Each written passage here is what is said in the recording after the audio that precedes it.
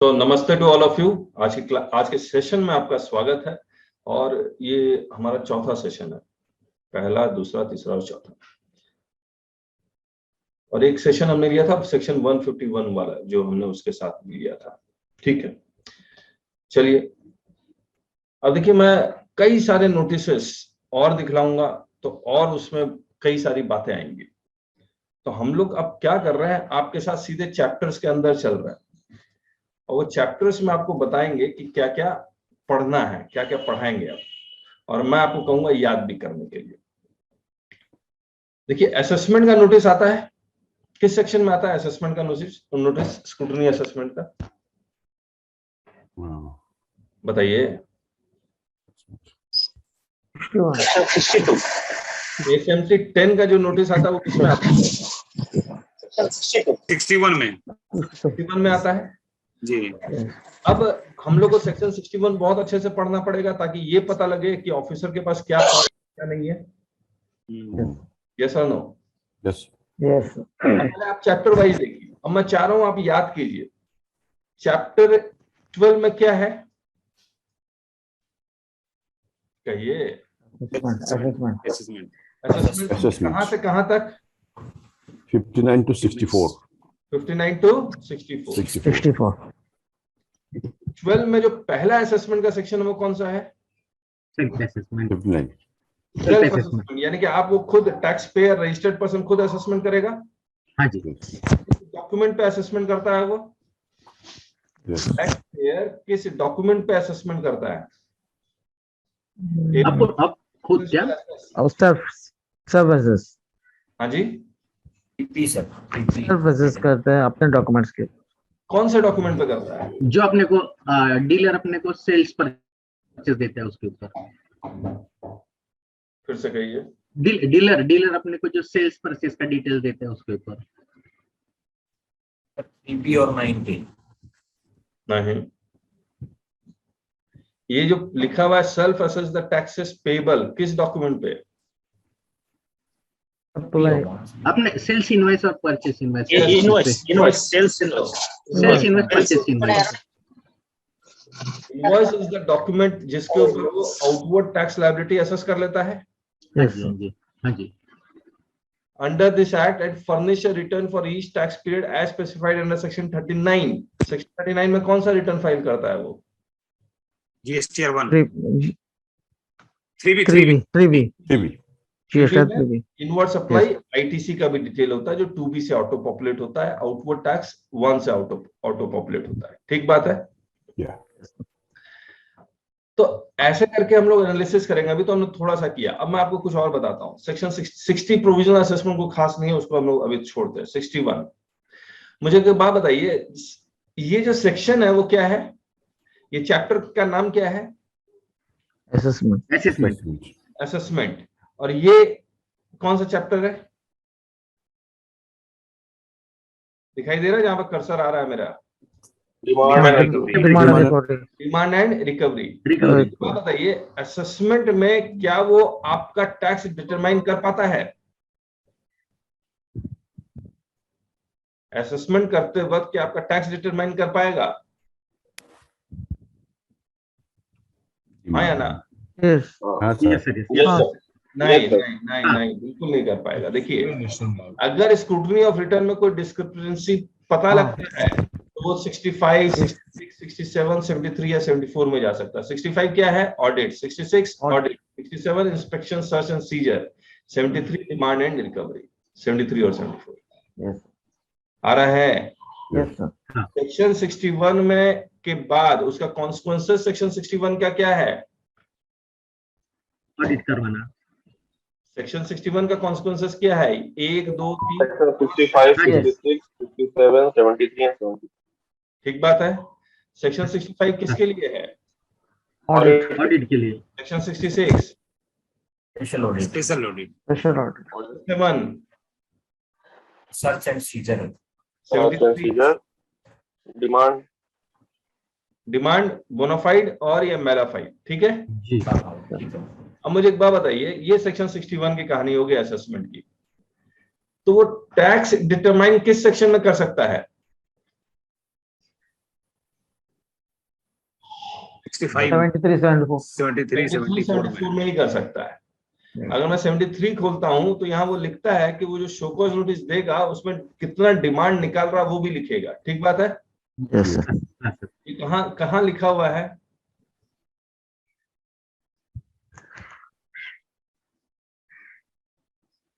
यहाँ डिमांड लिखता हूँ कि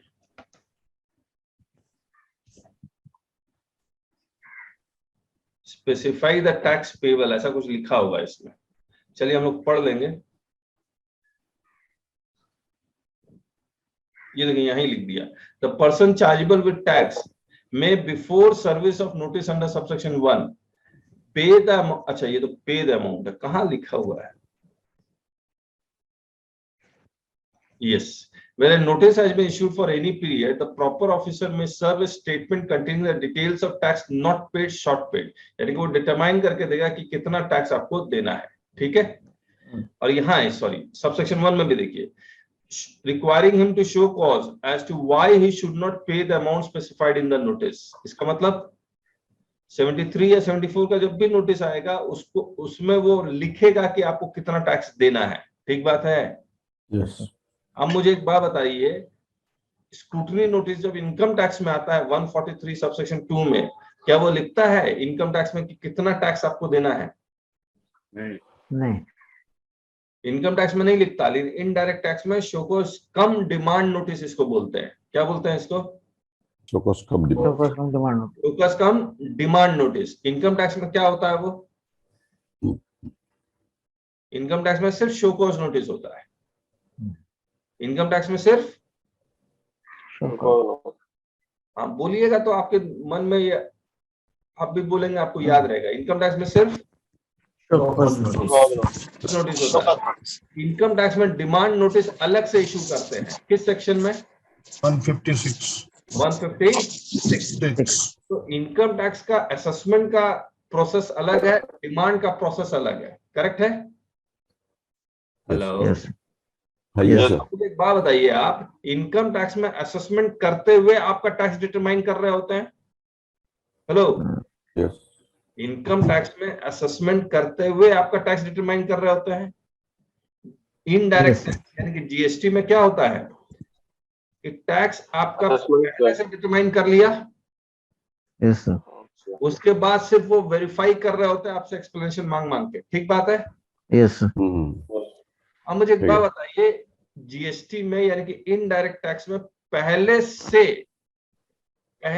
टैक्स वो कैसे डिटरमाइन करेगा? जब तक वो आपसे बात नहीं करेगा, आपसे डॉक्यूमेंट नहीं मांगेगा, इंफॉर्मेशन नहीं मांगेगा।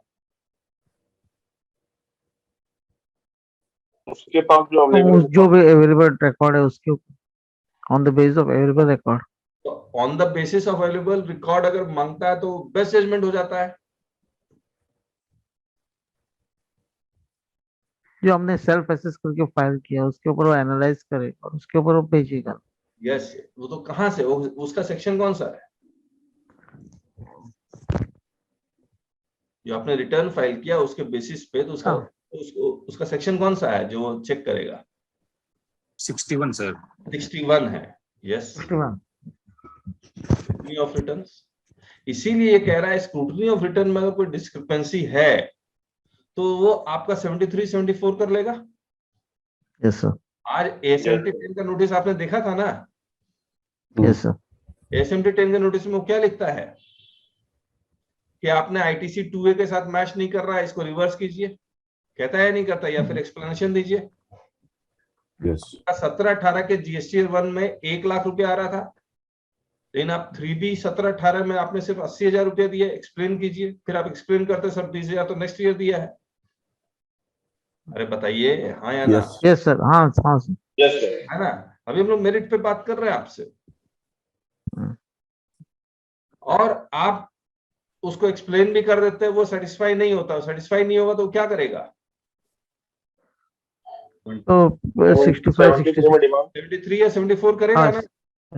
तो जब हाँ, वो yes. 73 74 कर रहा है तो एसएमटी 10 में वो ऑलरेडी स्क्रूटनी ऑफ रिटर्न से वो आपका टैक्स ऑलरेडी डिटरमाइन कर चुका है कि आईटीसी कितना रिवर्स करना है, इंटरेस्ट कितना देना है, लेट फीस कितना देना है, टैक्स लायबिलिटी कितना देना है, वो सब कुछ डिटरमाइन कर चुका है या नहीं कर चुका? Yes. Yes, sir. Perfect. अब आपको कहता है कि पे कर दो, एसएमटी 10 इश्यू करने के बाद वो कहता है ना पे कर दो, Yes. यस सर, आप पे नहीं करते तो वो क्या करेगा? प्रोसीडिंग चालू करेगा 65 65 करेगा या 66 करेगा? एक बार 65 66 छोड़ देते हैं, 74 कर देगा। Yes sir, 70 yes, notice issue. Correct है। अब मुझे एक बात बताइए, अगर उसको लगता है कि इस एसएमटी 10 के नोटिस इशू करने के बाद, उसको एक्सप्लेनेशन मांगने के बाद, उसको उसके बाद भी लगता है कि और भी बहुत सारे त्रुटियां होंगी, गलतियां होंगी, तो वो क्या करेगा? तो फिर ऑडिट करवाएगा। ऑडिट करवा, ऑडिट कर लेगा 65 या Yes. 66 का। यस सर, लेकिन अगर उसको एसएमटी 10 के बाद क्रॉस वेरिफिकेशन के बाद थर्ड पर्सन से उसको लगता है आपने फेक इनवॉइस के बेसिस पे क्रेडिट लिया है, तो क्या करेगा?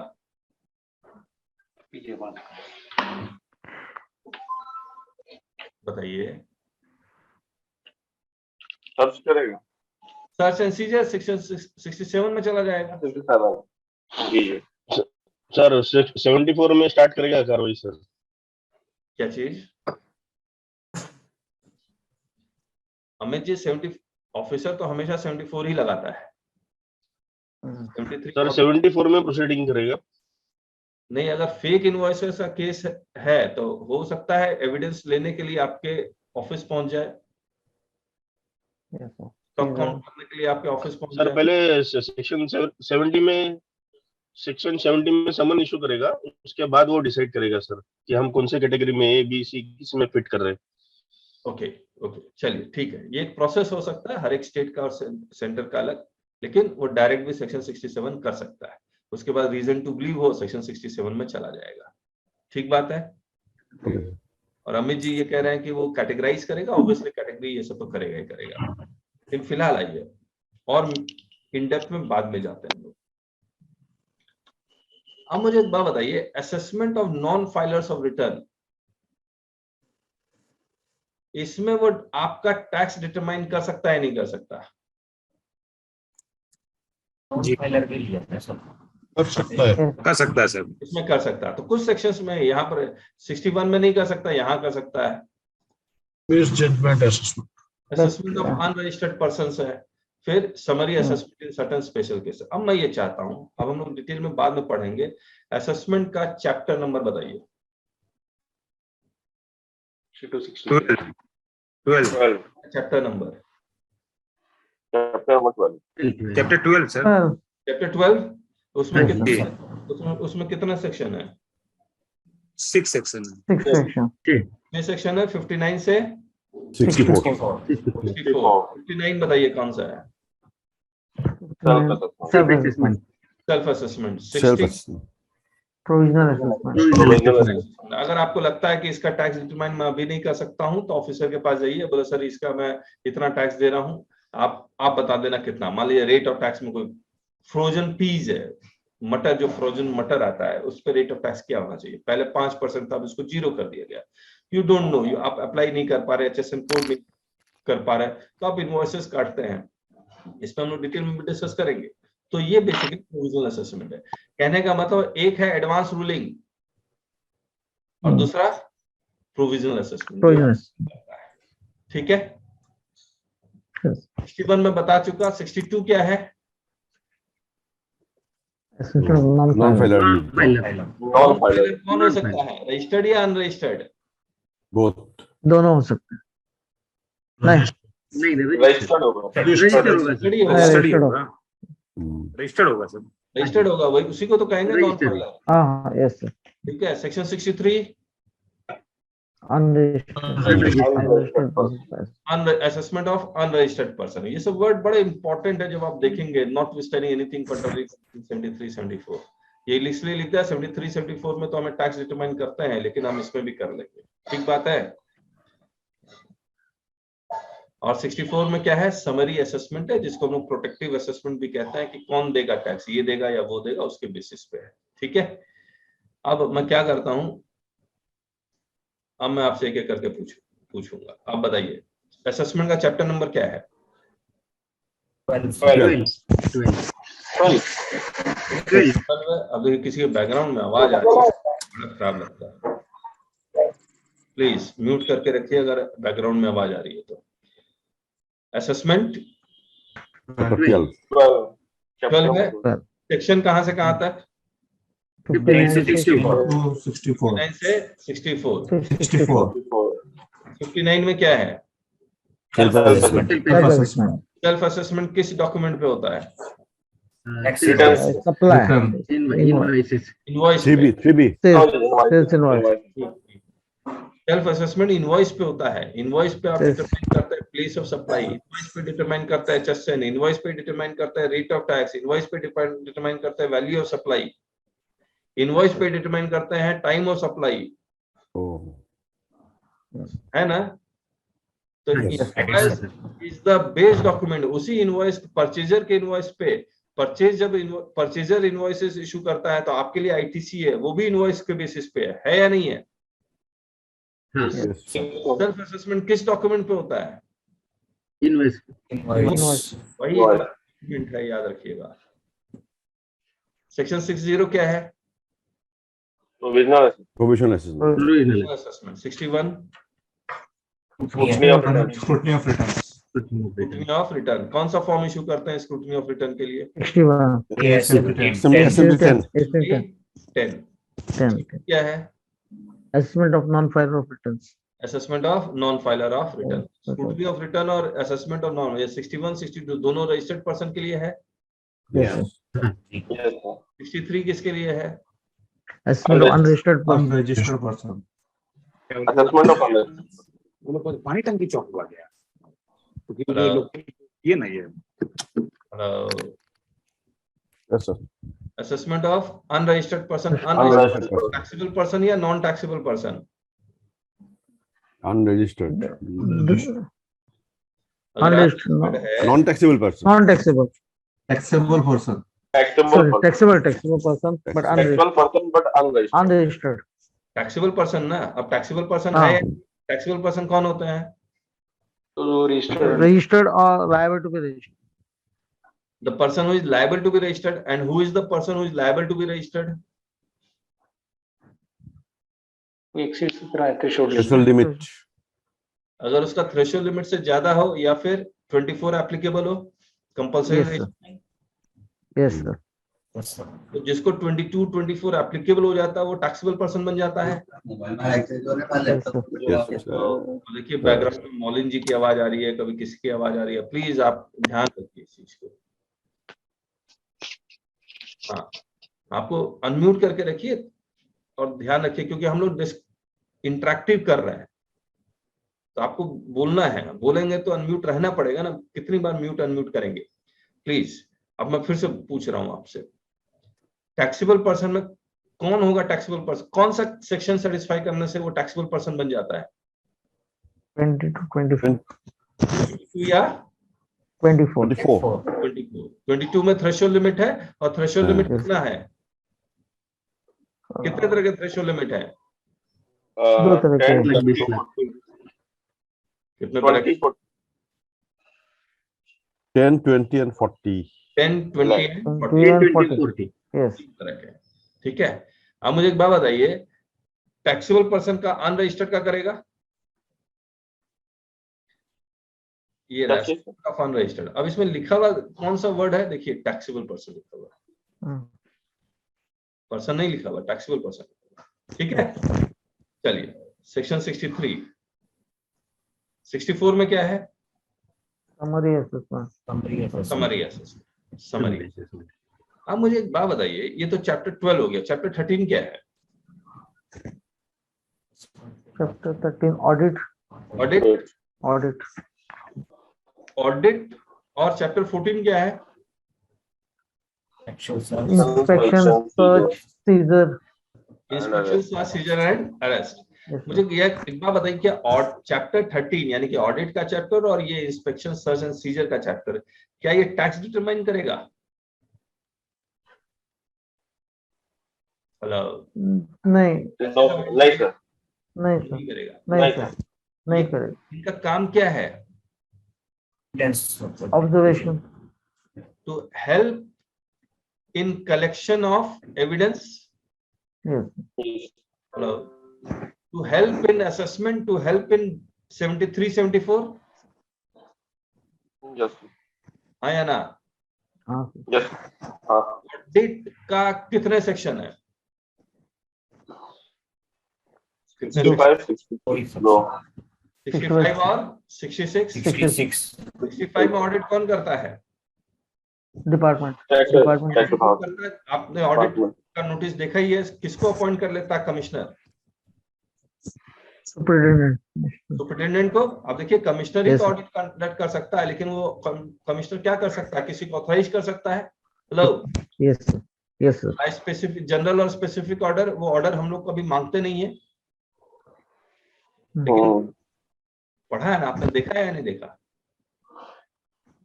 Yes. यस सर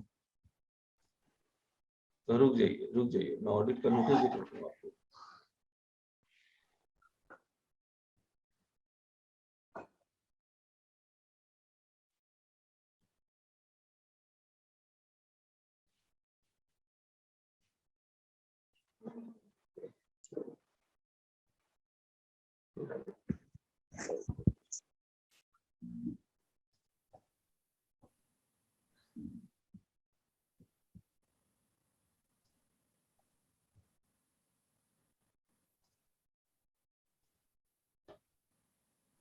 देखिए, नोटिस फॉर कंडक्टिंग ऑडिट, देखिए, please refer to letter this is in this area it is to inform that following officers have been authorized to conduct GST audit of your superintendent और inspector. ठीक बात है। किसने authorise किया है इनको? अरे बता दीजिए। कमिश्नर ने। कैसे ऑथराइज किया है?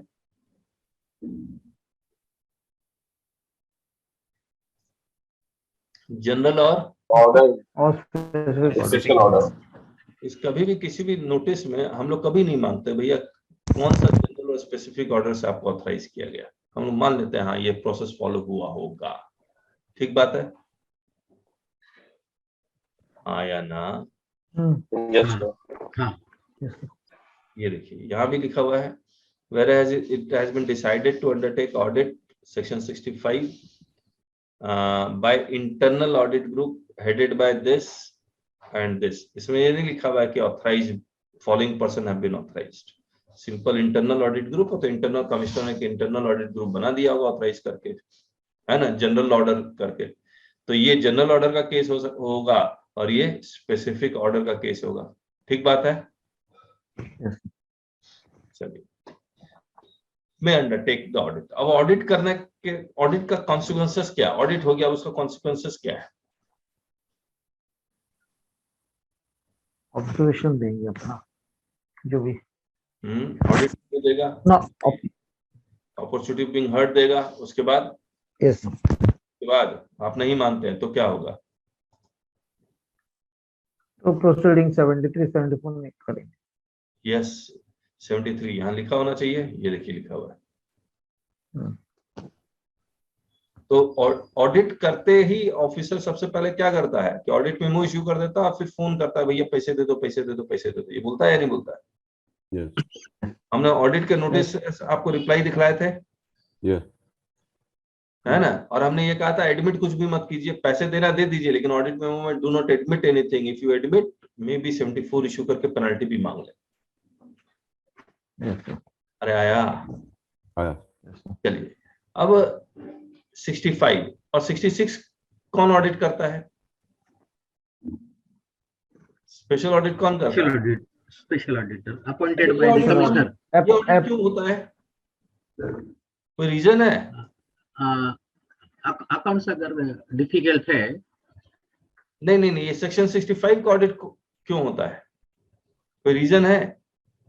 तो ऐसे स्क्रूटिनी इंक्वायरी ऐसा इन्वेस्टिगेशन के ऊपर कुछ आया तो उसके ऊपर है ना। लेकिन इसमें कोई रीजन नहीं लिखा हुआ है। यस वो किसी भी रैंडमली किसी भी रजिस्टर्ड पर्सन को सेलेक्ट करके ऑडिट कर सकते हैं या नहीं कर सकते? हेलो? Yes, sir. अरे वर्ड रैंडमली बोला, लेकिन रैंडमली होता नहीं है, एक प्रोसेस है उनका, वो प्रोसेस फॉलो करते हैं, इंटरनल ही है, लेकिन वो किसी का भी ऑडिट कर सकते हैं। इसमें कोई रीजन टू बिलीव नहीं है, याद रखिएगा। बात है। लेकिन जब आप सेक्शन 66 में आते हैं, स्पेशल ऑडिट में आते हैं, तो यहाँ पर लगता है क्या बोल रहे थे, बताइए संतोष जी, आप ही बोल रहे थे शायद, क्यों करते हैं section 66 audit?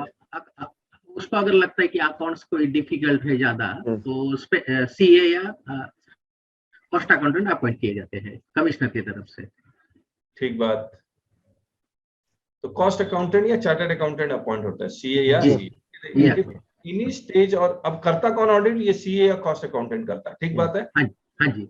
If at any stage of scrutiny, inquiry, investigation और एनी अदर प्रोसीडिंग, तो आपका स्क्रूटनी मतलब सेक्शन 61 कर रहा हो। हाँ। Yes, सेक्शन 61 करते हुए लगता है कि उसको सेक्शन 66 होना चाहिए, सेक्शन 66 में पहुंच जाएगा। जी। असेसमेंट में हमने देखा था ना, हाँ जी। 65 और 66 दोनों लिखा हुआ है। हाँ जी।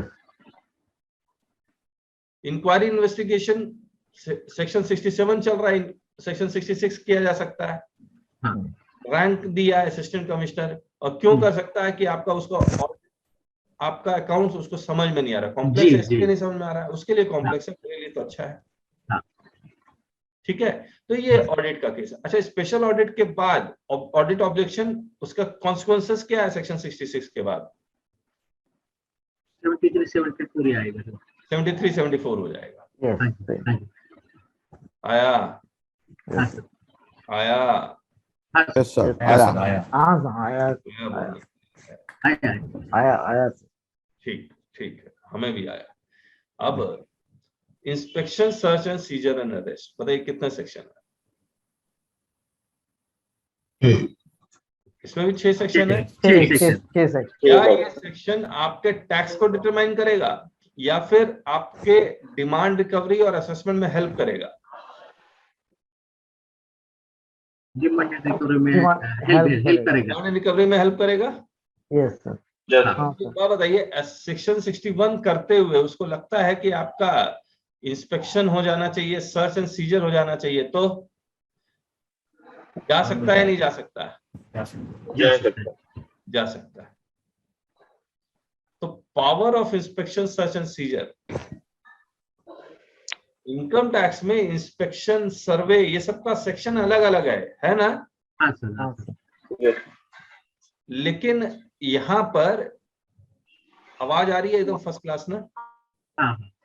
ठीक है, ये आवाज आ रही है लेकिन स्क्रीन में कुछ प्रॉब्लम है, अपलोड नहीं हो रहा है जो। हाँ अब हो गया। अभी अब देखिए क्या है। हाँ, सेक्शन इनकम टैक्स में रेट का सेक्शन, जो सर्च एंड सीजर का सेक्शन कौन सा है?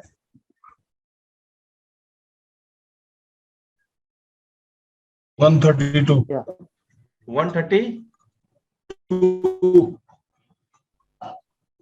132 है। इनकम टैक्स लिखवा देते हैं हम लोग। इनकम टैक्स भी क्यों बताते हैं आपको?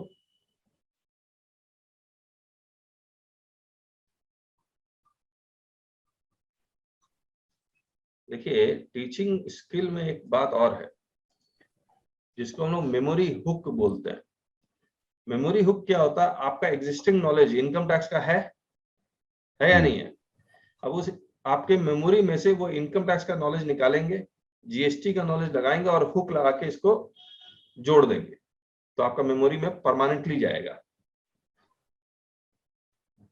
तो हम लोग ये काम करते हैं, मेमोरी हुक बोलेंगे इसको। 132 सर्च एंड सीजर, ठीक है। सर्वे का सेक्शन कौन सा है? 133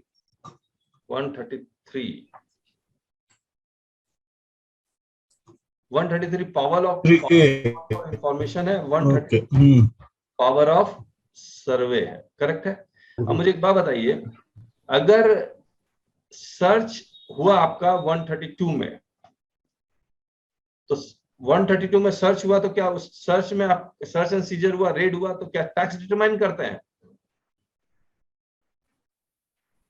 अरे बोलिए ना। तो टैक्स किस सेक्शन में डिटरमाइन करते हैं? 153 है। ओके, हाँ। Assessment in cases of search और सर्च। ठीक है। जीएसटी में देखिए कहानी क्या है। इनकम टैक्स में बताया 132 में सर्च एंड सीजर है, 133A में सर्वे है, लेकिन या इंस्पेक्शन किसमें है? यहाँ पर इंस्पेक्शन का कोई कॉन्सेप्ट है? सर्वे का सिर्फ कॉन्सेप्ट है,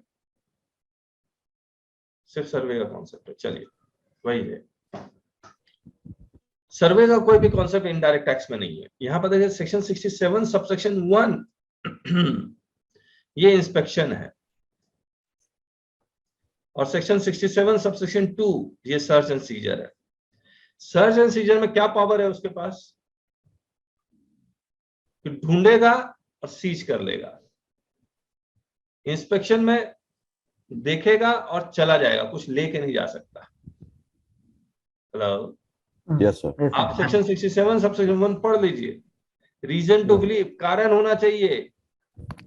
इन्वेजन ऑफ प्राइवेसी है, कारण होना चाहिए, तभी आपके यहाँ सेक्शन 67 में वो आ सकता है। हेलो, यस और कहीं नहीं लिखा हुआ है कि वो कुछ भी लेके जा सकता, पूरा पढ़ लीजिएगा, लिखा हुआ है।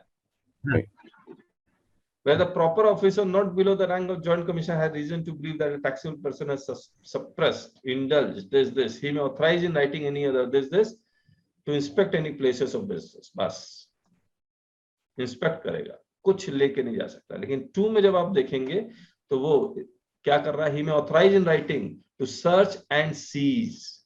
यहाँ he may authorize in writing to inspect। बस हम लोग समझेंगे इसका मतलब क्या है। तो सेक्शन 67 सबसेक्शन 1 और 2। 68 में क्या है? Section of goods and movement, inspection of goods and movement. Hello, yes yes sir.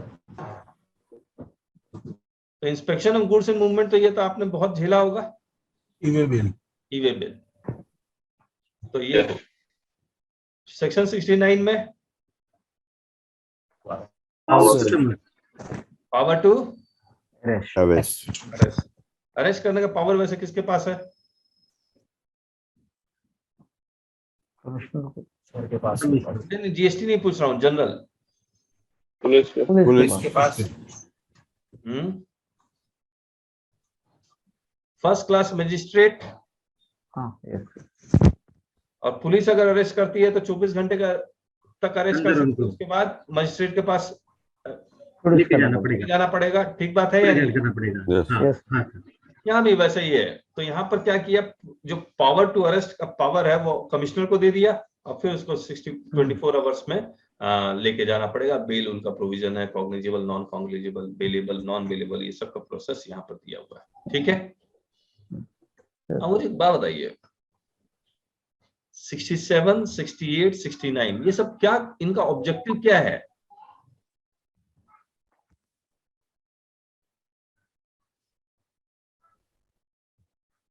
बताइए। टैक्स लीकेज ढूंढना। हाँ जी, sir tax leakage, tax determine करना सर। टैक्स डिटरमाइन करना तो हो ही नहीं सकता Amit ji. Tax leakage, evidence collect करना। हाँ, आपके पास इंफॉर्मेशन है कि आपने फेक इनवॉइसेस के बेसिस पे क्रेडिट लिया है, तो जब तक आपके यहाँ रेड नहीं करेंगे, कुछ स्टॉक नहीं देखेंगे, उनको पता लगेगा नहीं, है ना? तो ये सिंपली एविडेंस कलेक्ट करना, या फिर to help in determination of tax है बेसिकली ये, या फिर ये प्री एम्प्टिव मूव है टैक्स की चोरी को रोकने के लिए। ठीक बात है। 70 क्या है? और टू समन, और to summon, person to give evidence. Summon issue करना। ठीक, अगेन ये क्या टैक्स डिटरमाइन करेगा? एविडेंस। ये बेसिकली क्वेश्चन आंसर सेशन है। हेलो, क्वेश्चन आंसर सेशन है। 71 बेसिकली स्टेटमेंट रिकॉर्ड करना या सर डॉक्यूमेंट सबमिट करना टू द ऑफिसर। हाँ करेक्ट, स्टेटमेंट रिकॉर्ड करना, एविडेंस ये सब कलेक्ट करना। Access to business. हाँ बोलिए। हाँ सर, क्या है सेक्शन 17 का थर्ड पार्टी से करना है कि? आपकी आवाज हाँ। बहुत डिस्टर्ब है अमित जी, कुछ नहीं समझ में आ रहा है। हेलो, हाँ अमित जी, कौन बोल रहा है? वसंत बोल रहा हूँ। हाँ हाँ वसंत जी, वसंत बोल रहा हूँ। हाँ हाँ। क्या है सेक्शन 17 में सर थर्ड हाँ। पार्टी से कलेक्शन करना है कि रजिस्टर्ड जिसके खिलाफ प्रोसीडिंग चलती है उससे कलेक्ट करना है? किसी से भी 70 का समन मेरे और आपको भी इशू हो सकता है, भले किसी ए का बी का चल रहा हो इन्वेस्टिगेशन। ओके। चलिए 71 एक्सेस टू बिजनेस प्रीमाइसेस, क्या ये सर्वे है? क्या ये सर्वे है 71 access to business premises? No sir. नहीं ये सर्वे नहीं है, ये पावर ऑफ सर्वे जो इनकम टैक्स में देखिए कितना बड़ा लिखा हुआ है। लेकिन यहाँ पर ये एक्सेस टू बिजनेस प्रीमाइसेस का मतलब ये है कि ऑडिट करने की टीम आए तो आप उसको जाने दीजिए, कोऑपरेट कीजिए। अगर ऑफिसर कोई आपके सेक्शन 67 का इंस्पेक्शन करने आ रहा है, इन्वेस्टिगेशन करने आ रहा है, यस और नो? बस इतना ही है। देखिए लिखा हुआ ना, कोई चार्टर्ड अकाउंटेंट या कॉस्ट अकाउंटेंट आपके यहाँ आता है तो भैया जाने दें, जो जो रिकॉर्ड मांगे वो दें। ये देखिए for the scrutiny by the officer और ऑडिट, है या नहीं है? हाँ सर। तो officer authorise under this act, authorise by proper officer not below the rank of joint commissioner. तो कोई भी इंस्पेक्टर आपके प्रीमाइसेस में नहीं आ सकता है, ठीक बात? Okay. shall have access to any place of business of a registered person to inspect books। तो भैया इंस्पेक्शन का तो सेक्शन 67 एप्लीकेबल होता है। तो सेक्शन 67 का सबसेक्शन 1 का इंस्पेक्शन का INS 01 वो लेके आएगा या नहीं लेके आएगा? आएगा। तब तो अंदर जाने देंगे आप। Hello, Yes. हाँ सर। देखिए may require which may be available at such place for the purpose of carrying out audit, audit scrutiny. verification, checks as may be necessary to safeguard the interest of the revenue। तो ये सर्वे नहीं है। और officers to assist proper officer, police के साथ police, railway, custom, ये सब के ऑफिसर को, वो जीएसटी ऑफिसर नहीं है लेकिन उसको असिस्ट करने के लिए 72 में उसके पास पावर होगा, ठीक है? और गवर्नमेंट नोटिफिकेशन निकाल देगा। अब मुझे एक बात बताइए, ये कितने सेक्शन है, चैप्टर कौन सा है इंस्पेक्शन सर्च एंड सीजर का? 14। बताइए सेक्शन 67 क्या कहता है? Power of inspection. Section 67 subsection 1 क्या कहता है? Inspection. इंस्पेक्शन। और सेक्शन 67 सबसेक्शन 2 क्या कहता है? Search and seizure. Search and scissor. दोनों में डिफरेंस क्या है?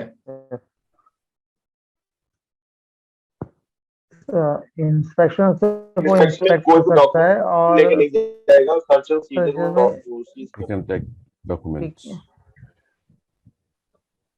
फिर से पूछ रहा हूँ वसंत जी, आपकी शायद आवाज ठीक नहीं आ रही है। सेक्शन 67 सबसेक्शन 1 फिर से बोलिए, 1 और 2 में डिफरेंस। सर 1 में सर इंस्पेक्शन करेगा तो इंस्पेक्शन में वो जो है आएगा तो डॉक्यूमेंट लेके नहीं जाएगा। ठीक 2 है, में जो है वो सर्च भी करेगा, सीज भी कर सकता है, कुछ डॉक्यूमेंट लेके उसमें भी शायद नहीं जाएगा लेकिन सीज ठीक है। करेगा उसमें। ठीक है। सेक्शन 68 क्या कहता है? Inspection of goods and movement. During movement, EV bill वाली कहानी है। हाँ. ठीक है। अच्छा, ये सेक्शन 68 में जो ड्यूरिंग मूवमेंट इंस्पेक्ट करने की पावर किसके पास है?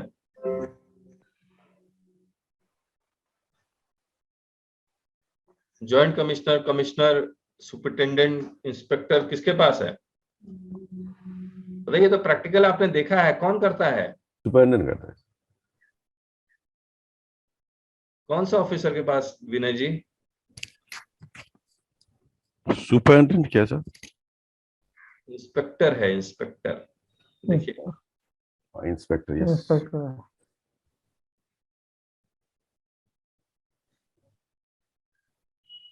यहाँ प्रॉपर ऑफिसर लिखा हुआ है ना, यस सर। यहाँ प्रॉपर ऑफिसर कौन है? अरे बोलिए, प्रॉपर ऑफिसर कौन है? इंस्पेक्टर। इंस्पेक्टर है। ये प्रॉपर ऑफिसर कौन है? इंस्पेक्टर है। तो इंस्पेक्टर कहाँ लिखा हुआ है? कहाँ लिखा हुआ इंस्पेक्टर है, मुझे कैसे पता? नहीं लिखा होना चाहिए ना। अरे कहिए हाँ ना, कुछ तो कहिए। हाँ सर। हाँ हाँ लिखा होना चाहिए। अब ऑफिसर के बारे में बात करते हैं एक बार फटाफट। असेसमेंट में आप देखेंगे तो यहाँ स्क्रूटनी ऑफ रिटर्न में क्या लिखा हुआ है? Proper Proper officer. officer. कौन ये प्रॉपर ऑफिसर? हाँ। डेजिग्नेशन बताइए इसका। सिर्फ प्रॉपर ऑफिसर कहने से नहीं होगा, क्या है डेजिग्नेशन इसका? Not below rank of superintendent. Superintendent, inspector नहीं है यहाँ पर, सुपरिटेंडेंट ही है। yes, तो हर एक सेक्शन में आप देखेंगे, अब प्रोविजनल असेसमेंट करने का पावर किसके पास है? किस ऑफिसर के पास है? ये देखिए यहाँ भी प्रॉपर ऑफिसर लिखा हुआ है। तो पूरे एक्ट में हर जगह प्रॉपर ऑफिसर लिखा हुआ है, लेकिन वो प्रॉपर ऑफिसर का डेजिग्नेशन क्या है? फंक्शनल जुरिसडिक्शन, और दो जुरिसडिक्शन है, एक टेरिटोरियल जुरिसडिक्शन और एक फंक्शनल जुरिसडिक्शन। टेरिटोरियल जुरिसडिक्शन जब आप रजिस्ट्रेशन करते हैं तो आपको पता लग जाता है सेंटर है या स्टेट है, ठीक बात है। हाँ, इन फंक्शनल जुरिसडिक्शन क्या पावर है? अब section 60 provisional assessment, proper officer है। अब आपके टेरिटोरी में इंस्पेक्टर भी बैठा होगा, सुपरिटेंडेंट भी बैठा होगा, joint commissioner, additional commissioner, assistant commissioner, commissioner, सारे लोग बैठे होंगे ना। यस। इसको अप्लाई करेंगे आप। सारे तो प्रॉपर ऑफिसर हैं। प्रॉपर ऑफिसर का एक बार डेफिनेशन देख लेते हैं। section 2 subsection 91 section 2 subsection 91 91। अब प्रॉपर ऑफिसर का डेफिनेशन देखिए, उसमें सारे नाम लिखे होंगे, तो क्या सारे लोगों के पास अप्लाई करेंगे आप?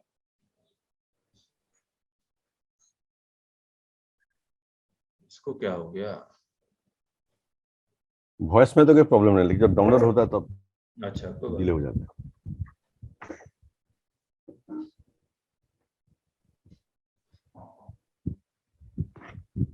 ये भी प्रिलिमिनरी डिस्कशन चल रहा है, ताकि मैं हर एक सेक्शन को, रूल्स को, फॉर्म्स को एक दूसरे के साथ कनेक्ट कर दूं।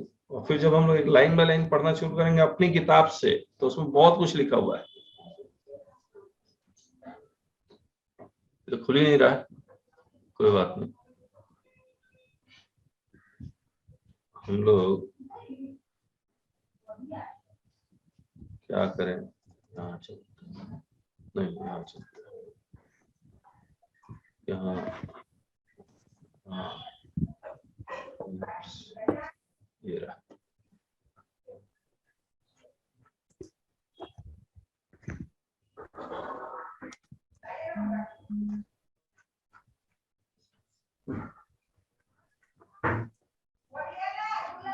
देखिए proper officer in relation to any function, कौन सा है, क्या लिखा हुआ है? अरे वर्ड बोल दीजिए, क्या लिखा है? Central to perform under this act. yes कौन कौन सा फंक्शन परफॉर्म करता है ये proper officer?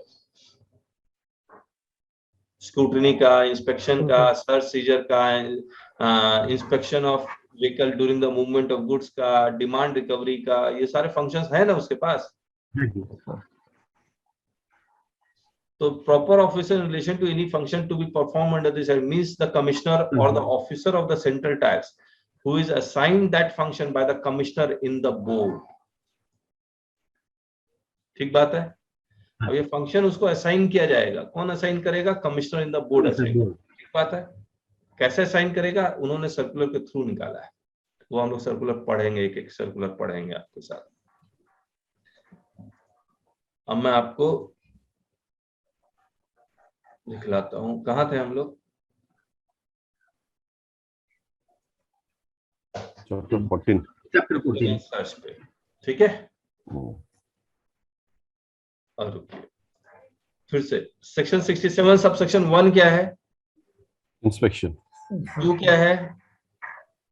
Search and seizure. Search and seizure. Section 68 क्या है? inspection of movement, movement. Inspection and movement movement of good during the movement of goods, inspection during the movement of goods. 69 क्या है? Power to arrest. To arrest. Power to arrest. Arrest. 70 क्या है? Summon. Power to Summon. summon. What? 71 Summon. Access to business premises. premises. Access to business premises क्या inspection है या सर्वे है? नहीं, access to business premises क्या सर्वे है जैसा इनकम टैक्स में है? नहीं, नहीं, वो सिंपली ऑडिट के ऑफिसर आते हैं या कोई और ऑफिसर आता है, आप उनको आने देंगे अपने प्रीमाइसेस के अंदर, यू विल कोऑपरेट, बस इतना ही लिखा हुआ उसमें। 72 क्या है?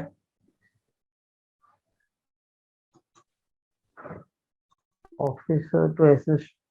यस, कि पुलिस वाले, रेलवेज वाले, Office- कस्टम वाले जीएसटी ऑफिसर को असिस्ट करेंगे। किस में असिस्ट करेंगे? 67(1) में, सेक्शन 67(2) में पुलिस के साथ जाते हैं या नहीं जाते हैं? Yes sir. जाते हैं। ठीक है, तो इतना हो गया। अब मुझे एक बात बताइए,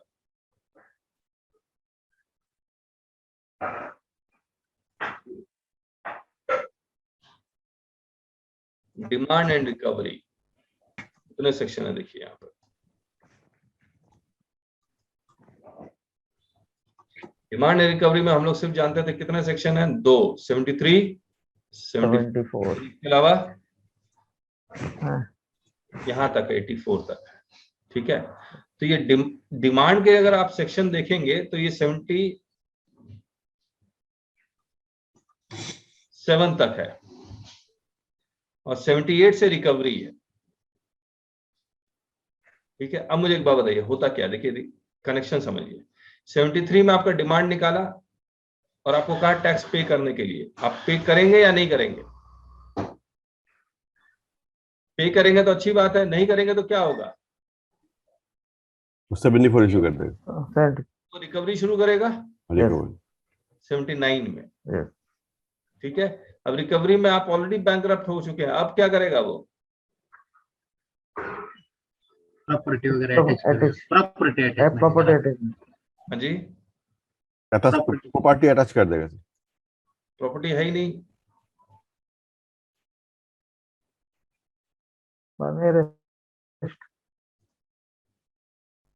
तो ये देखिए लायबिलिटी टू पे। अच्छा इसको छोड़ते हैं, रुकिए रुकिए, इसी में आते हैं। तो रिकवरी ऑफ टैक्स के उसमें बहुत सारे प्रोसेस दिए हुए हैं इसमें। ठीक है, और कैसे कैसे करेगा, और एक सेक्शन है, मैं रुकिए दिखलाता हूँ। आप रिक्वेस्ट कर सकते हैं थोड़ा सा इंस्टॉलमेंट बना दीजिए, तो इंस्टॉलमेंट बना सकता है। 81 transfer property in void cases, अगर आपके रिकवरी आ गई, आपने ट्रांसफर कर दिया उस प्रॉपर्टी को, कोशिश भी की, तो वो वॉइड माना जाएगा, वो लिखा हुआ है। Tax to be first charge on property, तो पहले जीएसटी रिकवर होगा, उसके बाद ही किसी का लोन दिया जाएगा। Provisional attachment to protect revenue in certain cases 83, आपकी प्रॉपर्टी बैंक अकाउंट अटैच कर लेगा, वो सब लिखा हुआ है। और continuation and validation of recovery proceedings. चलिए ठीक है, अब हम लोग एक एक करके सेक्शन याद कर लेते हैं। 73 क्या है? बोनाफाइड डिमांड का notice, bona fide show cause notice. ठीक है, ऐसे बोल देंगे हम लोग। और 74 मेलाफाइड। ठीक है। 75 general provision relating determination of tax. 76 tax collected but not paid to the government, तो आपने टैक्स ले तो लिया लेकिन आपने गवर्नमेंट को जमा नहीं किया, या आप यूं समझ लीजिए जीएसटी 1 फाइल कर दिया, 3 भी फाइल नहीं कर रहे आप, यही तो मतलब हुआ। 77 tax wrongfully collected and paid to central government और स्टेट गवर्नमेंट, यानी कि सी की जगह आई कलेक्ट कर लिया, आई की जगह C+S कलेक्ट कर लिया, वो कहानी याद रखिए। ठीक है, फिर 78 में इनिशिएशन ऑफ रिकवरी प्रोसीडिंग कैसे शुरू होगा, क्या नोटिस दिया जाएगा, वो सब कहानी यहाँ से लिखी है। तो अभी हम लोग इसमें आप सिंपली ये याद रखिए 73 74 ही हम लोग डिटेल में पढ़ेंगे। हम मतलब अभी इसको याद करेंगे, बाकी डिटेल में तो एक एक चीज पढ़ेंगे आप लोग। तो ये हो गया डिमांड एंड रिकवरी। अब मुझे एक बात बताइए, 12, 13, 14, 15 ये 4 सेक्शन है जो हम लोग को पढ़ना है आपके साथ। 12 में क्या है? असेसमेंट। हाँ जी, असेसमेंट। 12 में क्या है? असेसमेंट। 13 में क्या है? ऑडिट। 14 में क्या है? Inspection, search, seizure and arrest. ठीक है, inspection, search and seizure, arrest. और 15 में demand recovery. Demand and recovery. अब आप फिर से आइए, फिर से आइए। असेसमेंट में सेक्शन कहां से कहां तक? 59 to 64. 59 to 64. 69 to 64. ऑडिट में 65, 65, 62, दो है, 65, 66। 66. और इंस्पेक्शन सर्च एंड सीजर में 67 से 67 से 72. 70, 67 से 72, 72. 6 सेक्शन है। Yes, sir. और 6 फिर डिमांड एंड रिकवरी में कहां से कहां तक? 73 से 81. 84. 73 से 80 तक है। 84. 80 तक है ना? 80. हाँ 80 तक था। 84 तक है। 84 तक. Yes, sir. 84 टोटल कितने हो गए? 12 84, 83, 12 सेक्शन। 12 सेक्शन है। ठीक है, हाँ चलिए। तो असेसमेंट और इंस्पेक्शन का टोटल 6, 2, 8, 6, 14, 14, 14 और 12, 28, 26. 26। तो टोटल 26 सेक्शन हम लोग को पढ़ा। लेकिन एक बात समझिए इस चीज को, हर जगह इन्होंने क्या क्या लिखा हुआ है? Proper officer. अब मैं क्या करता हूं, देखिए, प्रॉपर ऑफिसर को इसमें सर्च मारता हूं, देखिएगा।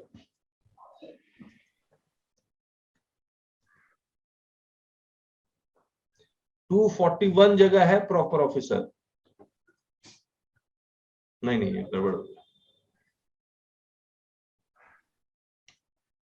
PROPER प्रॉपर, हाँ 101 जगह, 101 यहाँ से, मतलब 100 जगह है प्रॉपर ऑफिसर। ठीक है, प्रॉपर ऑफिसर। देखिए फिर बैकग्राउंड में आवाज आ रही है, ये देखिए कैसे आइडेंटिफाई करेंगे जुरिडिक्शन उस प्रॉपर ऑफिसर का।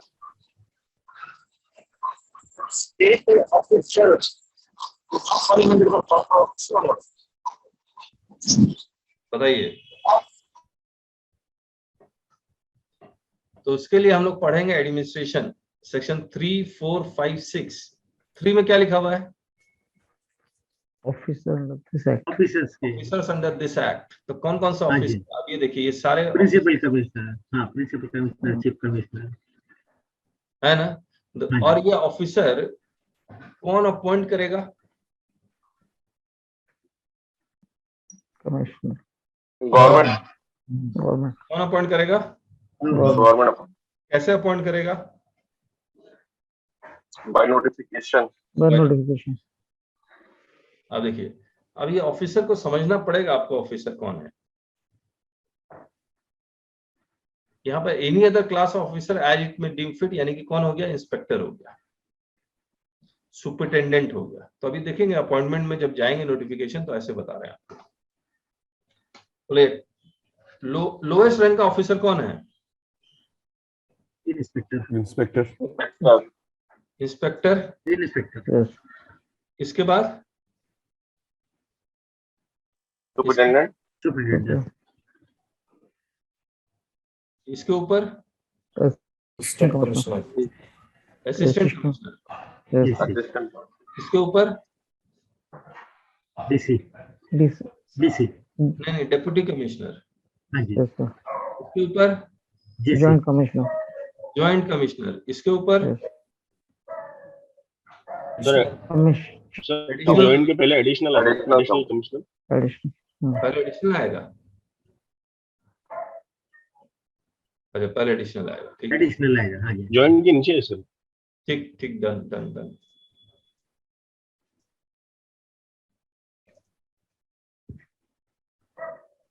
एडिशनल आएगा। इसके ऊपर कौन आएगा? ज्वाइंट आएगा। उसके बाद कमिश्नर। उसके बाद प्रिंसिपल कमिश्नर। ठीक है।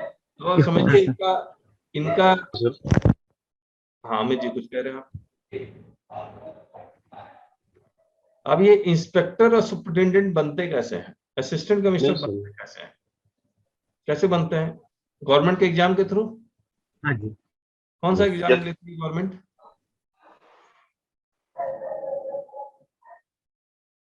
यूपीएससी। एक होता है एसएससी, दूसरा होता है यूपीएससी। यूपीएससी। जब आप एसएससी का एग्जाम देते हैं और ये वाला डिपार्टमेंट चुनते हैं तो आपको पहला पोजीशन क्या मिलता है?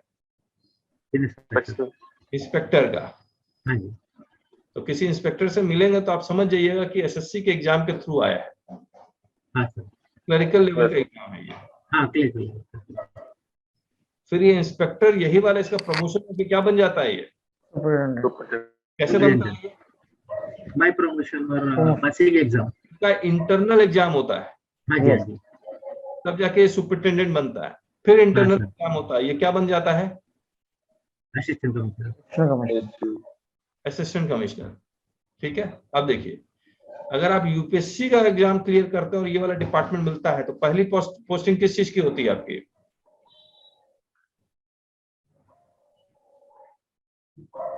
एसी भी हो सकता है। एसी हो सकता है। स्टार्ट होता है वो।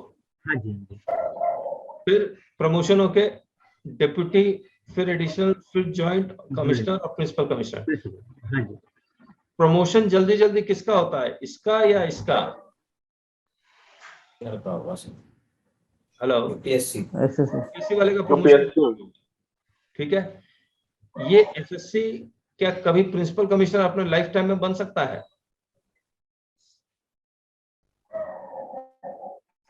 क्या एसएससी वाला जो इंस्पेक्टर जो ब्रेक हो रहा है सर मेरा इधर, पीसी बन सकता है?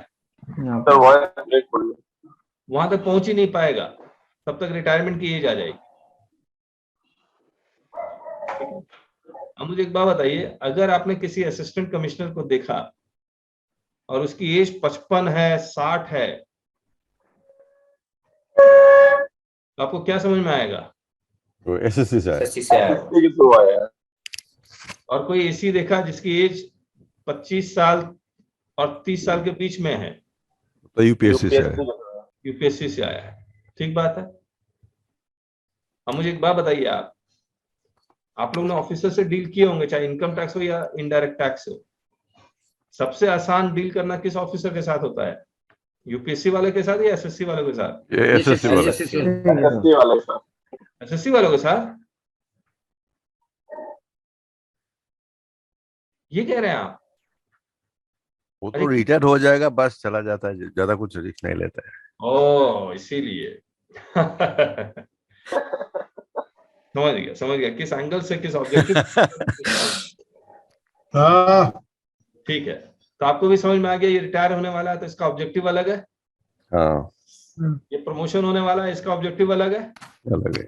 ये आपके केस को अच्छी तरह से समझेगा भी, समझाएगा भी, और ये बहुत ज्यादा इंटेलिजेंट होता है। ये चाहे कॉमर्स बैकग्राउंड के हो, हिस्ट्री बैकग्राउंड के हो, कोई साइंस बैकग्राउंड के हो, इंजीनियर्स होते हैं ये, सॉलिड आईक्यू। वो हमारा 20 साल का एक्सपीरियंस और इनका 2 महीने का एक्सपीरियंस, तब भी इसका 2 महीने का एक्सपीरियंस हम पे भारी है, याद रखिएगा, जो यूपीएससी के थ्रू आया है। एसएससी आपको पता ही है क्या कहानी है इनकी। अब देखिए, स्टेट में अगर पहुंच जाए, ये तो सेंटर एग्जाम ले रही है, तो इसमें आप ये समझ लीजिए एसएससी में और यूपीएससी में क्रीम जा रहा है, इसमें थोड़ा सा कम, और इसकी क्वालिटी तो और खराब होगी स्टेट वाले की। यस। अब आप जब जीएसटी ऑफिसर से डील करते हैं तो स्टेट वाले खुद ही कह लेते कि हमें नहीं आता जीएसटी। तो यस सर, सरेंडर कर देता पहले। ठीक है, पहले ही सरेंडर कर चुका है। सेंटर वालों को तो आता है ना, आता है। इसको तो आता है थोड़ा बहुत। सेंटर वाले तो मेहनत भी करते हैं। हाँ जी, सेंटर वाले मेहनत भी करते हैं सर वो। हाँ, सेंटर वाले मेहनत भी करेंगे। ये वो उस चाल में चलेंगे, एक ही लाइन में जो उनको बता दिया गया उसी लाइन में चलेंगे। आप समझाते रहिए, उनको कोई फर्क नहीं पड़ता, आप अपना सर फोड़ रहे होंगे पत्थर के आगे। ठीक बात है। तो ऑफिसर्स को आपको समझना भी होगा। मेरा जितना एक्सपीरियंस था मैंने आपको बता दिया। फर्दर आप जैसे जैसे डिपार्टमेंट जाते जाएंगे वैसे वैसे आपको और क्लैरिटी आएगी। अब तो इनकम टैक्स में फेसलेस असेसमेंट कर दिया। इनकम टैक्स में तो सब सेंटर वाले ही है। अब असेसमेंट का नोटिस ये सब एकदम क्वालिटी वाला आएगा, और आपको लिखना भी वैसे ही पड़ेगा। ड्राफ्ट आनी चाहिए आपको। ठीक बात। हाँ सर। तो section 3 officers under this act, फिर अपॉइंटमेंट होगा। देखिए सेक्शन 3 में क्या लिखा हुआ, the government appoint the officers. Section 4 में अपॉइंटमेंट ऑफिसर्स, फिर उनको फंक्शन असाइन किया जाएगा। फिर power of officers under the GST, उन ऑफिसर के पास क्या क्या पावर है ये लिखा हुआ है, डेलीगेट कर सकता है नहीं कर सकता ये लिखा हुआ है। इसके बाद क्रॉस एम्पावरमेंट सेक्शन 6 में कि स्टेट डिपार्टमेंट का आपका फाइल अगर स्टेट के पास है तो सेंटर नहीं करेगा, सेंटर के पास है तो स्टेट नहीं करेगा। ठीक बात है। तो ये डिटेल में 3, 4, 5, 6 भी हम लोग पढ़ेंगे आपके साथ। आप मुझे एक बात बताइए, अब आप क्या क्या पढ़ रहे हैं आप लोग बताइए। चैप्टर 2, उसके बाद 12, 13, 13, 14, 13, 14, 14, 15, 15 भी है। 2 में क्या है, रिसर्च के बारे में एडमिनिस्ट्रेशन एडमिनिस्ट्रेशन का 12 में असेसमेंट असेसमेंट, 13 में ऑडिट, ऑडिट, 14 में section search, seizure, inspections and arrest, yes sir, 15 में demand and recovery. Demand and recovery. Recovery. 2 में बताइए section 59 to 3 to 6, 3 to 6, 3 to sorry, 3, 4, 5, 6, yes. 12 में 59 to 59 to 9 to 64, 59 to और 64 64, audit का 65, 66, 65, 65, इसका 67 to 72, 73, और इसका 73 to 73 to 84 73 to 84. बहुत बढ़िया। 62 में क्या लिखा हुआ है, self assessment 9, to non-filer of Non-filers. Of non filers. yes sir, 65 में audit, audit audit by tax audit by department. ठीक है। Or by tax authority.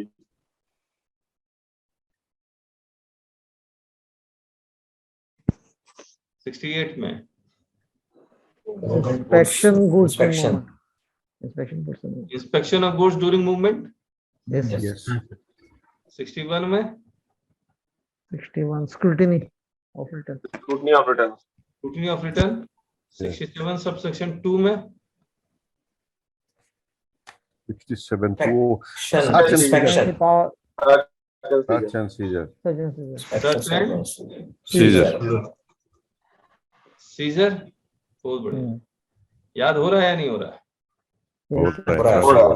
तो याद करने से याद होगा। लेकिन अगर बैठ जाएंगे कि नहीं कैसे याद होगा कैसे याद होगा, तो फिर तो याद होगा ही नहीं। याद करेंगे तो होगा।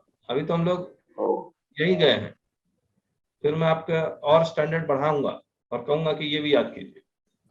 अब इसके बारे में पूछ ही लेते हैं हम लोग। बताइए सबसे निचले में कौन सा ऑफिसर है? सबसे नीचे inspector, inspector, इंस्पेक्टर, उसके ऊपर Superintendent. सुपरिटेंडेंट। ये जानना बहुत जरूरी है आपको लिए। उसके बाद assistant commissioner, Assistant Commissioner. Assistant commissioner, उसके बाद deputy commissioner, deputy commissioner, Deputy Commissioner. उसके बाद joint commissioner, हाँ जी Joint Additional additional commissioner. commissioner, Joint Commissioner. Additional additional पहले उसके बाद joint, एडिशनल, हाँ okay, उसके बाद joint, ज्वाइंट Joint. उसके बाद कमिश्नर chief commissioner, उसके बाद principal commissioner Principal Commissioner. commissioner, कहना बहुत जरूरी है आपके लिए। अब कई जगह आप देखिएगा कमिश्नर लिखा हुआ है एक्ट में,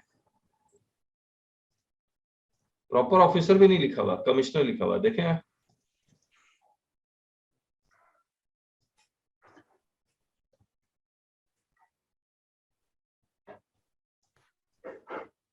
कमिश्नर 139 प्रॉपर ऑफिसर से भी ज्यादा लिखा हुआ है।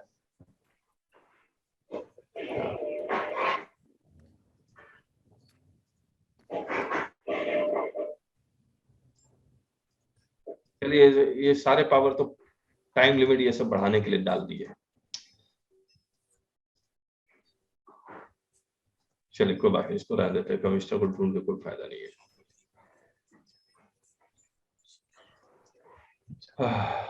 चलिए वीडियो ऑन करेंगे एक बार।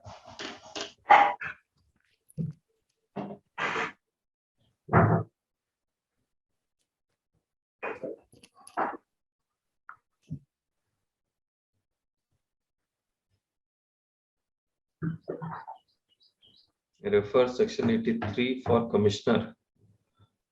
83 फॉर कमिश्नर मतलब ब्लॉकेज है क्या 83?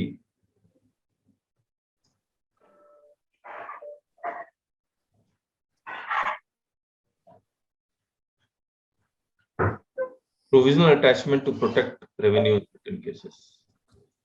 किसके पास पावर है? The commissioner is the opinion. ठीक है, ठीक है, डन डन। कहाँ गया? चलिए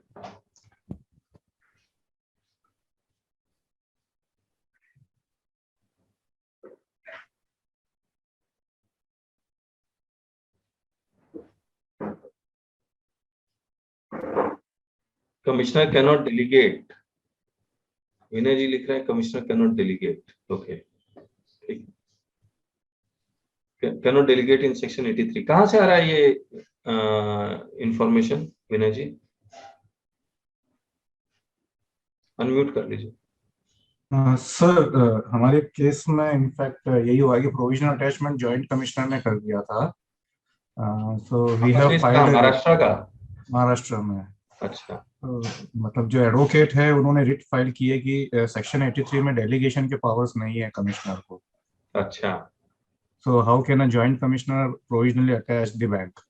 अच्छा, फिर केस डिसाइड हो गया? नहीं सर, अभी चल रहा है। चल रहा है। ओके, क्या लग रहा है आपको? पता नहीं सर, रघुरमन सर वो कर रहे हैं।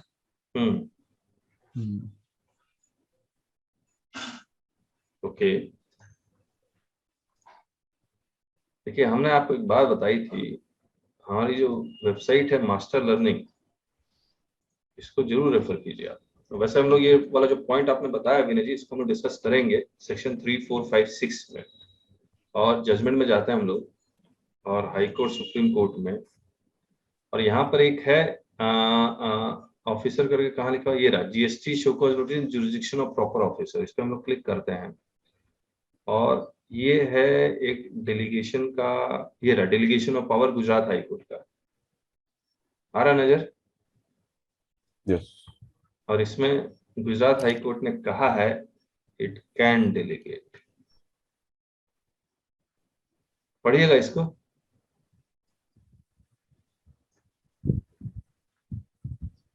तो ये गुजरात हाई कोर्ट का है।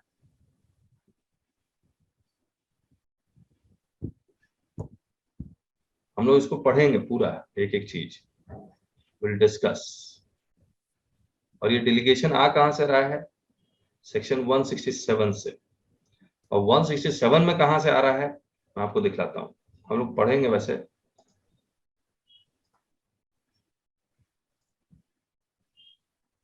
ये रहा, और power of officers under GST, यहाँ पर देखिए वर्ड डेलीगेट लिखा हुआ है। Delegate is the commissioner can delegate his power to any officer who is subordinate to him.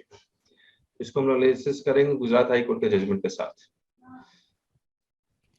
तो हो सकता है महाराष्ट्र हाई कोर्ट मान जाए, लेकिन जो गवर्नमेंट है वो गुजरात हाई कोर्ट का जजमेंट दिखलाएगा, पर्सुएसिव वैल्यू रहेगा उसका। और बताइए।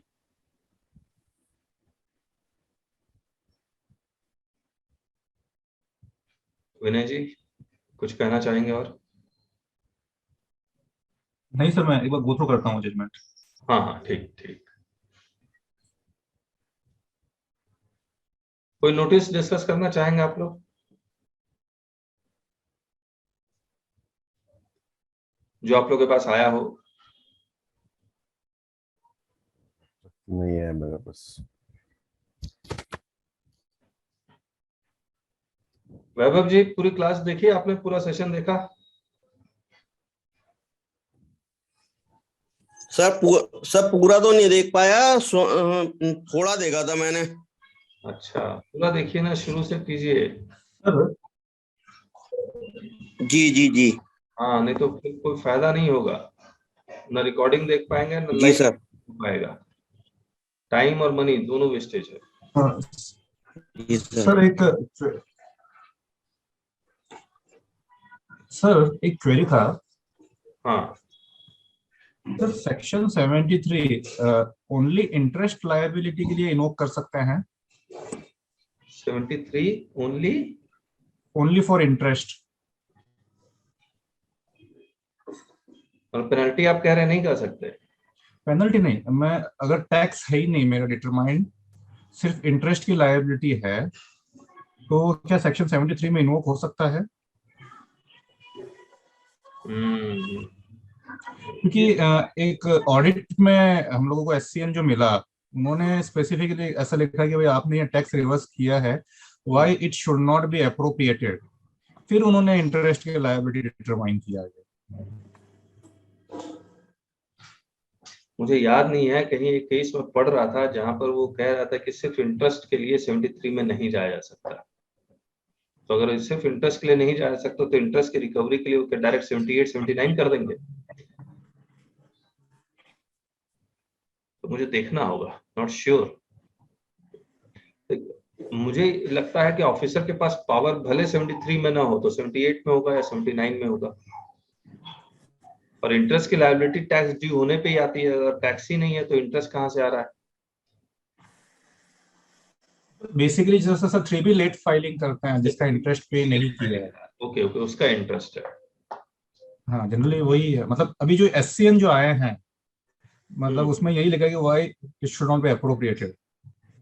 अप्रोप्रिएटेड मतलब जो आपने रिवर्स किया है, हम इसको इसके सामने एडजस्ट क्यों ना करें? वो एडजस्ट कैसे करेंगे, नहीं समझा मैं। सर उनका कहना है कि पहले वो डिमांड क्रिएट करनी पड़ती है टैक्स की। अच्छा अच्छा, देख इसको पढ़ लेते हैं। to the purpose that any tax has not been paid, tax has not, इसमें तो इंटरेस्ट है ही नहीं। टैक्स के बारे में है और ITC के बारे में है और रिफंड के बारे में है, एरोनियस रिफंड। पॉइंट तो है विनय जी, किसी इंटरेस्ट के लिए 73 नहीं आएगा।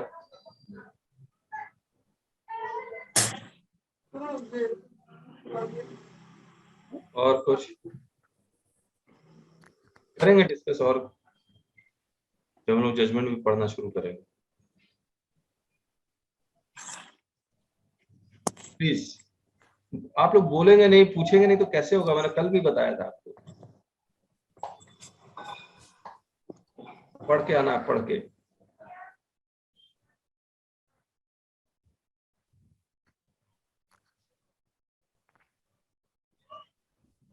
हाँ राजीव जी। हेलो। हाँ हेलो। हाँ वसंत जी बोलिए। सर हाँ सर, मुझे चीज पूछनी थी। असल में मेरे पास ऑडिट के कोई केस आया नहीं है। सर ऑडिट मेमो सर होता क्या है सर? ऑडिट मेमो एक बार आप दिखा रहे? नहीं, एक बार आपने दिखाया था क्लास में, वो देखा है मैंने। बट वो कब इश्यू होता है उसके बारे में नहीं पता। ऑडिट कंप्लीट होने के बाद। ओके। ऑडिट कंप्लीट होने के बाद तो एक तरह से हमारे पास आता है, फिर हमको उस पे रिप्लाई करना होता है कि ये। मैं दोबारा दिखला रहा हूँ, ये ऑडिट मेमो है जी।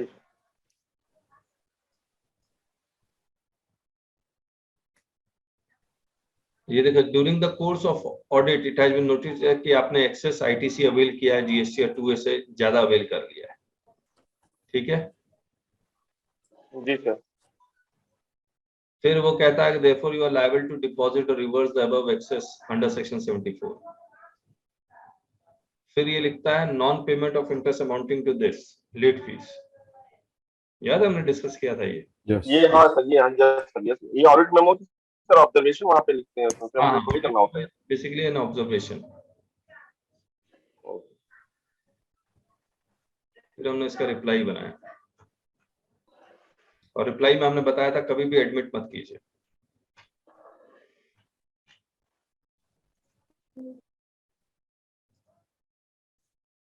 अब मुझे एक बात बताइए,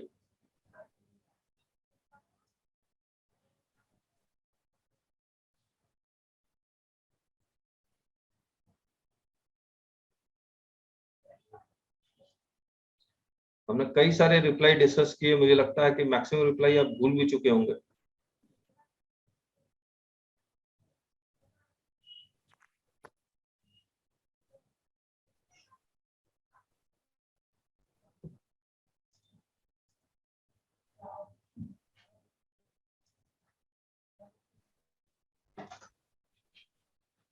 मैं आपको भेजूं कुछ, आप लोग रिप्लाई बनाएंगे जैसे 151 का बनाया था? यस सर, बनाएंगे, भेजिए सर।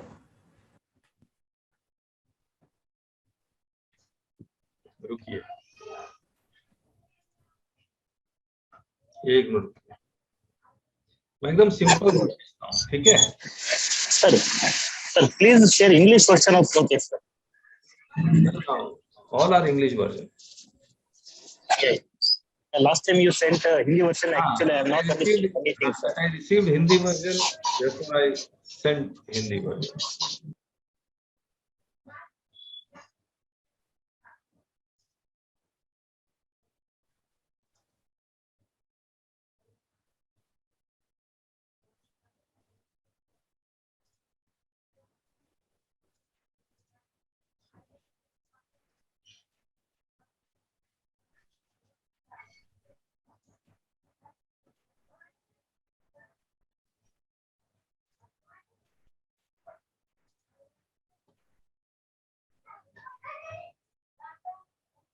रुकिए,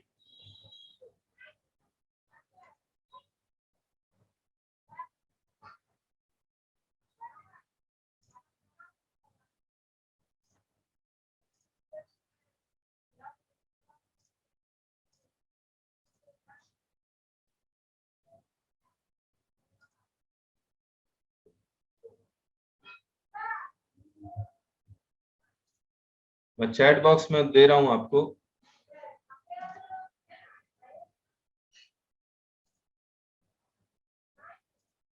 आप लोग वहां से डाउनलोड कर लीजिए।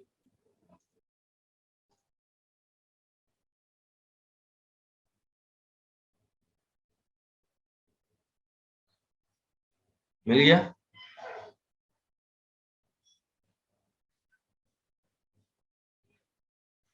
एकदम सिंपल रिप्लाई है।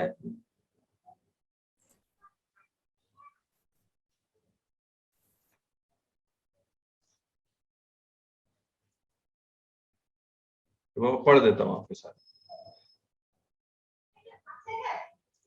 दिखाई दे रहा है ना?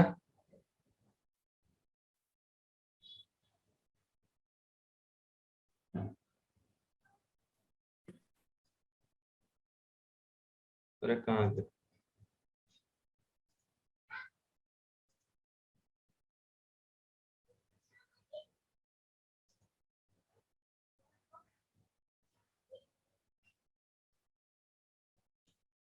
यस, देखिए क्या लिख रहा है। Notice for intimating discrepancy in the return after scrutiny.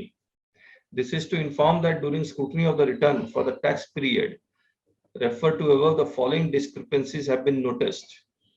और 86 भी वो कोट कर रहा है, कह रहा है फाइनेंशियल ईयर 21-22 में आपका टैक्सेबल टर्नओवर इतना था, टैक्स पेबल इतना था, और टैक्स आपने कैश में पेमेंट किया है 150 रुपीज। तो आपने जो कैश में पेमेंट किया वो 0.005% ही पेमेंट किया है।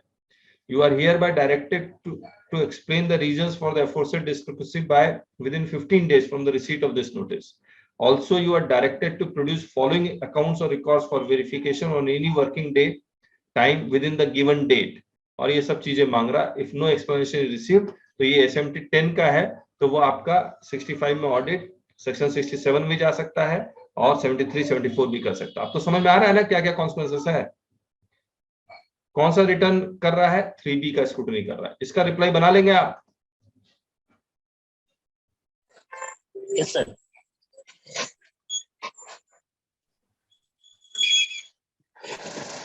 बताइए क्या क्या रिप्लाई में क्या लिखेंगे? Sir as per rule 86B में those who have filed those who have paid the tax of more than 1 lakh rupees, this 86B is not applicable. ठीक Hence है, entire this ठीक है, ठीक है। तब बना देंगे। संतोष जी आप yes sir, yes sir. Unmute करें संतोष। हेलो हाँ Santosh ji. Hello sir, actually अगर उन्होंने 1 लाख के ऊपर टैक्स पे किया तो बाकी का सब डॉक्यूमेंट दे के उसके ऊपर भी जवाब दे सकते हैं ना, अगर ये फीस। तो बनाइए बनाइए। यस ठीक सर। है, यही बात सर है। और एक केस मैं डिस्कस कर रहा था आपसे। हाँ सर एक्चुअली हुआ था कि हमारे इंस्पेक्शन प्रोसीजर हुआ था, तभी उसके बाद उन्होंने मुझे DRC 01 में रजिस्टर्ड पोस्ट से भेज दिया। तो अच्छा उसको मैंने क्या किया, रिप्लाई किया कि अब आप मुझे रजिस्टर्ड पोस्ट से नहीं दे सकते, क्यों, आप मुझे ऑनलाइन देना है इसके। तो उसके बाद उन्होंने मुझे बोला कि नहीं नहीं नहीं, अंडर 116 हम लोग भेज सकते हैं। तो मैंने उसको वापस रिप्लाई दिया कि 142 रूल में लिखा है कि आपने DRC 01 पोर्टल पे अपलोड करना है। तो उसके बाद उन्होंने डायरेक्ट मुझे और उसको मुझे एक अपॉर्चुनिटी एक मिनट राजेश जी, संतोष जी, यस ये तो आप नई बात बता रहे हैं मेरे को। कहाँ लिखा हुआ पोर्टल पे अपलोड करना है? 142 रूल में। सेक्शन यस सर, रूल में, रूल में, रुकिए।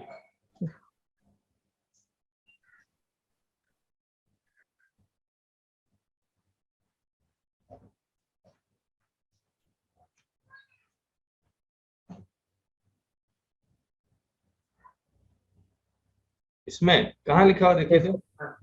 सर ये डॉक्टर ने कोई ये देखिए प्रॉपर ऑफिस और नोटिस।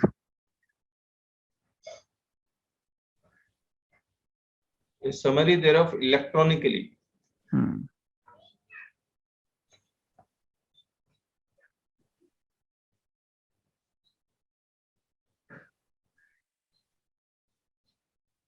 इलेक्ट्रॉनिकली।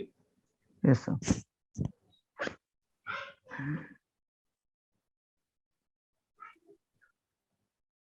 आपका 1 आया था आपके पास? ऐसा 1 नहीं आया। ठीक है, ठीक ठीक चीज पकड़ी आपने। और वो वाला सेक्शन कौन सा है? 116 169 चंद्र 169 169 169 169। Yes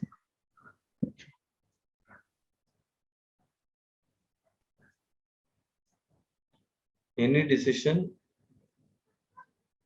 order, summons, this is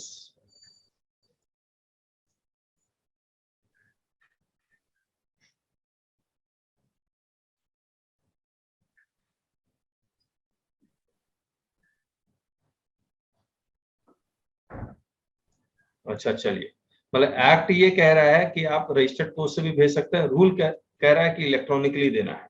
ठीक है, फिर क्या हुआ?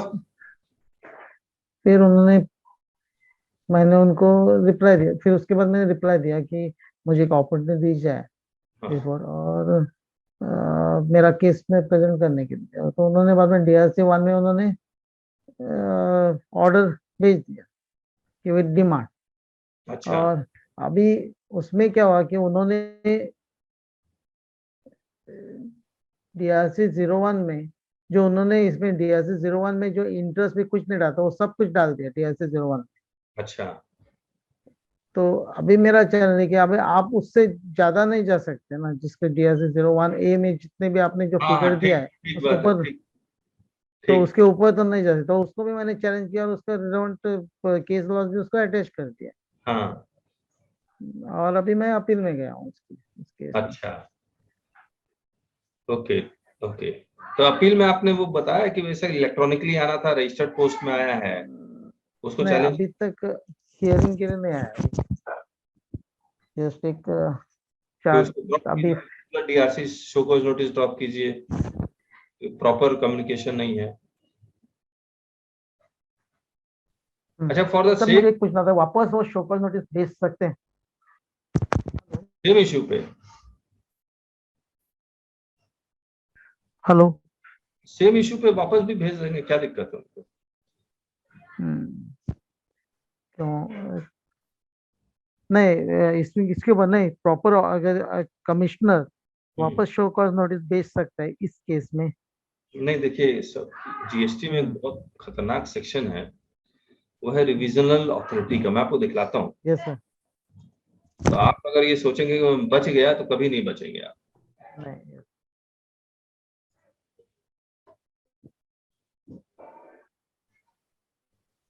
अभी आप अपील में गए हैं ना, पावर्स ऑफ रिविजनल अथॉरिटीज को पढ़िएगा एक बार।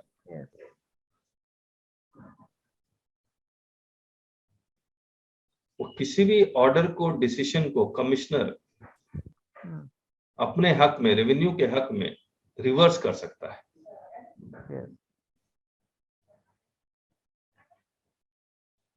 ठीक है, तो इसके पास टाइम बहुत है डिपार्टमेंट के पास। तो देखिए, मुझे अभी एक्चुअली इस केस में क्या है, 74 में उन्होंने जो 100% पेनल्टी की है वो मुझे ड्रॉप करवाना।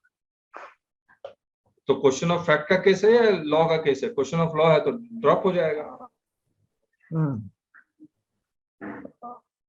लॉ का है, लॉ का है तो ड्रॉप होगा। चलिए, तो इस इसमें मैं गया था। ठीक है सर, लेकिन अभी सर अभी एक बात बताऊं, आज के सेशन में और आपके जितने भी सेशन देखता हूँ, इसके बाद हमको और भी वहां पे देखना है। अभी हमको ऐसा लगता है कि हमने कुछ पढ़ाया नहीं है। जैसे जब जाते हैं, जब जितने डीप इससे आप जाते हैं और उसको कोलिंग करते हैं, वही इट्स मास्टर का, एक्चुअली मास्टर क्लास वाला तो चलेगा। सर मुझे और एक आपको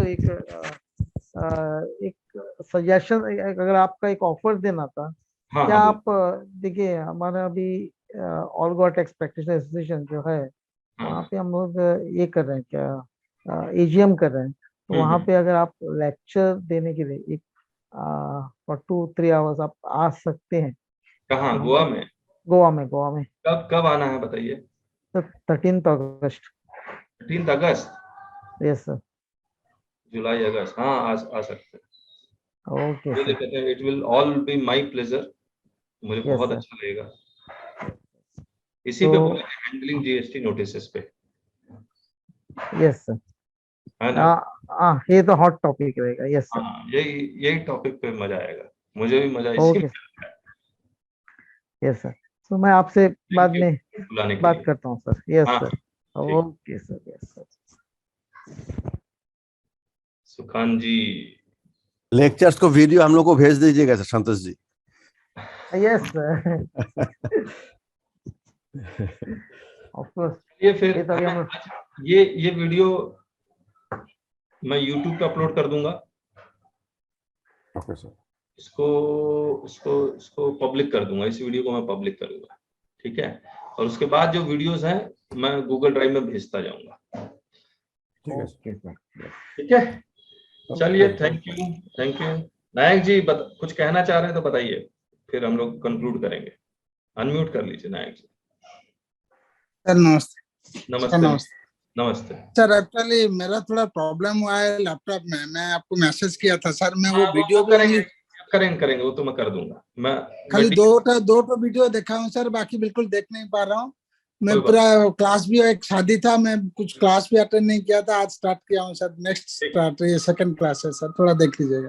ठीक करता हूँ। Thank you. मुझे लगा जीएसटी के बारे में कुछ अच्छी बातें बताएंगे। I have a question regarding proper officer. If we go through the definition of proper officer, it is only written that officer of the tax of central tax. So, sir, actually I'm in travel, sir. Sir, I asked the same question on tomorrow, sir. Actually I'm in traveling.